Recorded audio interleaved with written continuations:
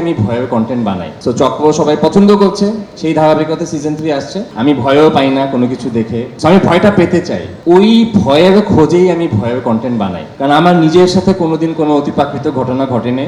আমি ভয়ও পাই না কোনো কিছু দেখে, বা ওরকম ভাবে কোনো জিনিস আসলে আমাকে ভয় পাওয়াতে পারে না। তো আমি ভয়টা পেতে চাই, ওই অতিপ্রাকৃত এক্সপিরিয়েন্সটা যেটা অনেক মানুষ আমি দেখছি করে, ইভেন কি আমাদের চক্র দেখেই আমি প্রচুর মেসেজ আমি আমার পেজে শেয়ারও করেছি, কি দেখার সময় অস্বস্তি ফিল করছে, মাথা ঘোরাচ্ছে, মাথা ব্যথা করতেছে, হ্যালুসিনেশন হচ্ছে। চক্র 1 দেখেও সেটা হয়েছিল এবং চক্র 2 দেখেও হচ্ছে। প্রচুর রিভিউজ আছে, তো অনলাইনেই আছে মানুষের। তখন আমার মনে হয় আচ্ছা আমার কিছু হয় না কেন। আমি কখনো হয়তো ফরচুনেটলি কোনো সময়, আমি জানি না এটা ফরচুনেট না আমি আনফরচুনেট, ফিল করি নাই। সো আমি কিছুদিন পর পরই অতিপ্রাকৃত কন্টেন্ট এই জন্যই বানাই, যাতে কোনো একদিন হয়তো আমিও সেই অতিপ্রাকৃত এক্সপিরিয়েন্সটা ফিল করতে পারি আর কি। এটার জন্যই আপাতত তো সিজন 3 অ্যানাউন্সমেন্ট হয়েছে।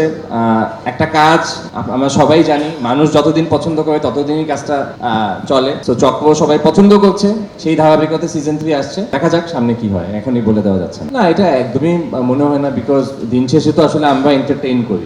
আমাদের কাজই হচ্ছে মানুষকে এন্টারটেইন করা। এক এক মানুষ আসলে একভাবে এন্টারটেইন হয়। কেউ ভয় পাওয়াটাই কারো কাছে এন্টারটেইনমেন্ট, কারো কাছে হাসা এন্টারটেইনমেন্ট, কেউ রোম্যান্স দেখে এন্টারটেইন হয়। সো একটা ইন্ডাস্ট্রিতে আসলে সকল রকম কন্টেন্টই রাখতে হবে, সব রকম ইমোশন নিয়ে মানুষকে দিতে হবে, যাতে যার যেটা পছন্দ সে সেটা দেখতে পারে। হরর বা ভয় নিয়ে তো মানুষের আগ্রহ অনেক আগে থেকেই, মানে এখানে যারা বসে আছে, যদি 7 রকম মুভি কাউকে বলা হয় দেখবেন, সেখানে 90% মানুষ হরর মুভিটাই চুজ করবে।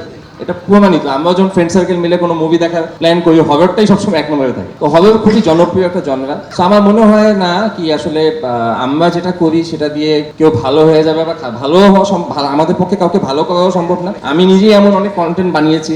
আমাদের রেহেনুমা ছিল একটা কন্টেন্ট, যেখানে দেখানো হয়েছিল আই থিঙ্ক একজন এথিস্ট, সে পরে রিলিজিয়াস হয়ে যায়।